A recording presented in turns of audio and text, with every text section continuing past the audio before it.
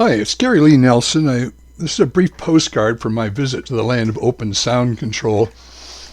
I've been working on this metronome kind of thing, which I call a conductor, and I've been trying to put into it everything I can possibly think of that you might do with tempo and meter.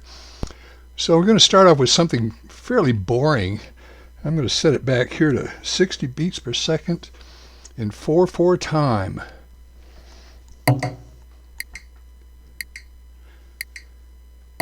Now the metronome is just a little patch inside this that is playing channel number 16 with a wood block and the built-in sound synthesizer. And it can be turned on and off with the tab key. And it doesn't seem to be doing that. That is the tab key. There we go. So that's useful when you're planning a piece and you really want to find out what the basic rhythm is. Okay, so it's going on here, and it's counting the measure numbers and the beat numbers and the open sound control part of it. And here's another patch over here that's counting the same thing through this mechanism. And my goal for this is to make a patch, a standalone application that can be used for whatever. And there will be a manual on what to watch for over here. Right now it's just getting the measures and the beats. And it's happening the same thing right here. And here's where it's sending it. So this is getting a message from here, where it's in the measure 20 now, and the beat. So let's try some rubato. So I'm going to change this to 120 beats per second, and it's going to get there over 8 beats. And as soon as I hit the return key, it'll start. And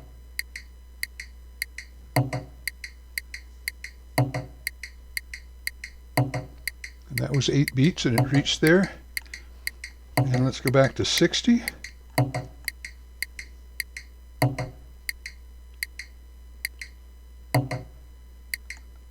Again, 8 beats. Now, what's so exciting about this? This is real easy to do.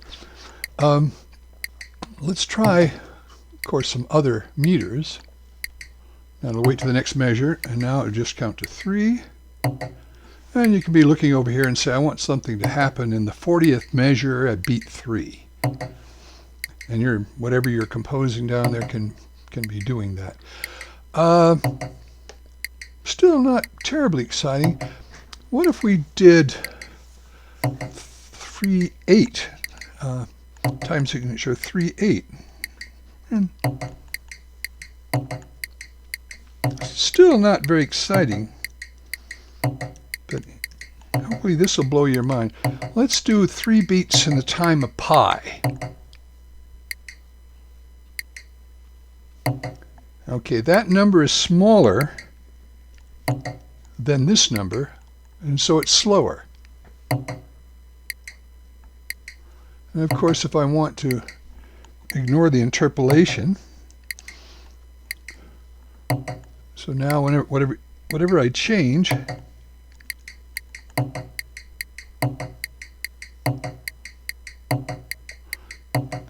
course, that has to be an integer because it's a number of beats, but this can be anything you want.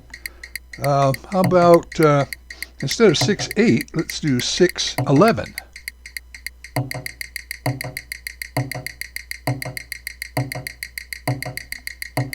Or 7/5.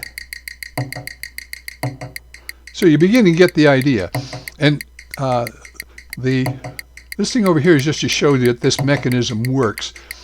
And the standalone application I have in mind will give you all of this stuff.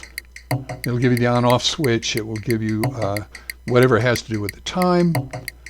Let's do a very slow change of tempo over 17 beats, that is, to a tempo of 55.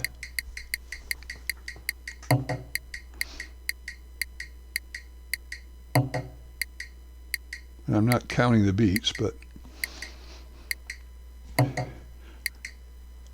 Now, if you're distracted by this thing up here, this is doesn't have anything in particular to do with the metronome, but let's try some presets. So I'm going to set this back to, what was it? Let's do 4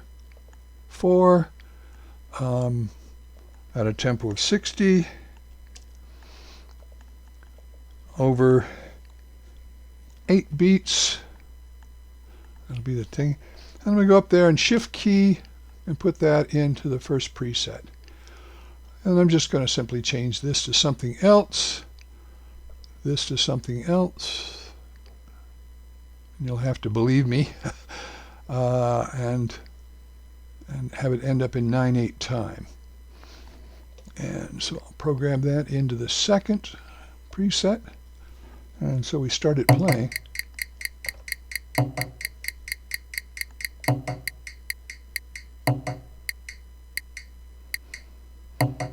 Now, your music theory teacher is going to have their head explode when they see that denominator going through fractions, but it's just math.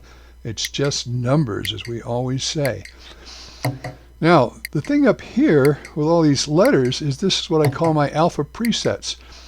And I'm going to be performing with a wireless keyboard, computer keyboard, where all kinds of things are happening. The space bar for stopping, the tab key for stopping the metronome, all of those kinds of things you're wanting to do.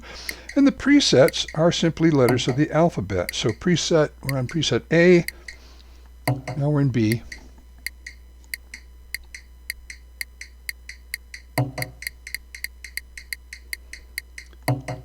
And so all of this is at your fingertips. I'm going to post the, at some point, probably the next couple of days, I'm going to post the application, the standalone application, fully fleshed out, and invite you to write some compositions.